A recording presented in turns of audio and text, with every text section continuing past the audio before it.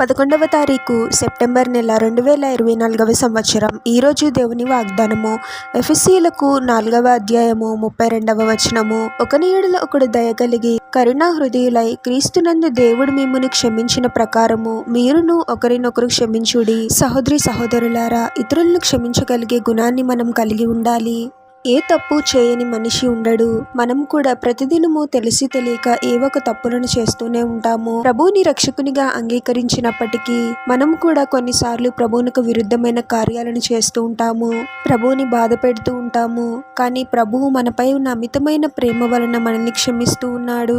మనం ఒకసారి గుర్తు చేసుకుంటే ప్రభువుని బాధ పెట్టిన క్షణాలు, ప్రభు మనల్ని క్షమించిన సందర్భాలు ఎన్నో ఉంటాయి. ఎంతో గొప్ప దేవుడైన ప్రభువే మనల్ని క్షమించినప్పుడు మనము ఇతరులను క్షమించలేమా? మనం ఇలా అనుకోవచ్చు, నేను ఎంత మంచిగా ఉంటున్నప్పటికీ నన్ను ఏదో విధంగా బాధ పెడుతూ ఉన్నారు, నా మంచితనాన్ని కూడా చులకనగా చూస్తూ ఉన్నారు అని. మన మంచితనాన్ని మనుషులు గుర్తించకపోవచ్చు, కానీ ప్రభువు తప్పకుండా గుర్తిస్తాడు. ఎవరు చేసిన కార్యాలకు వారే తగిన సమయంలో తగిన ప్రతిఫలాన్ని పొందుకుంటారు. మాత్రము వీలైనంత వరకు అందరితో సమాధానంగా ఉంటూ మనము ఇతరులను క్షమించగలిగే హృదయాన్ని కలిగి ఉండాలి. మత్తయి సువార్త 6వ అధ్యాయము 14వ వచనంలో ఇలా ఉంటుంది కదా, మనుషుల అపరాధములను మీరు క్షమించిన యెడల మీ పరలోకపు తండ్రియు మీ అపరాధములను క్షమించును అని. ఎప్పుడైతే మనము ఇతరుల యొక్క తప్పులను క్షమించగలుగుతామో మన పరలోకపు తండ్రి మనం చేసిన తప్పులను తప్పకుండా క్షమిస్తాడు. ప్రార్థన. పరిశుద్ధుడవగు ప్రభువా, మీ పరిశుద్ధమైన పాదాలకు వేలాది వందనాలు, స్తుతులు, స్తోత్రాలు చెల్లించుకుంటున్నాము తండ్రి.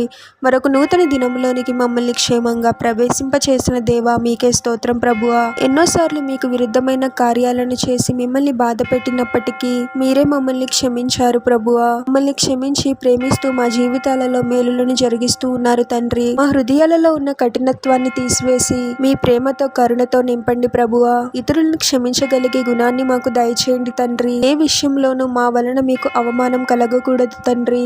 ఇతరులను క్షమించి వారి పట్ల దయా కరుణ కలిగి మా జీవితాల ద్వారా మిమ్మల్ని మహిమపరిచే ఘనపరిచే వారముగా మమ్మల్ని దీవించమని ఈ ప్రార్థనలో ఏకీభవిస్తున్న ప్రతి ఒక్కరిని పేరు పేరున దీవించి ఆశీర్వదించి అభిషేకించమని, వారు చేసే ప్రతి పనిలో మీరే వారికి తోడుగా ఉండి వారిని అన్ని కీడుల నుండి అపాయాల నుండి మీరే వారిని రక్షించమని మా మనవులన్నీ యేసుక్రీస్తు వారి పరిశుద్ధ నామంలో అడిగి వేడుకొనుచున్నాము తండ్రి. ఆమేన్.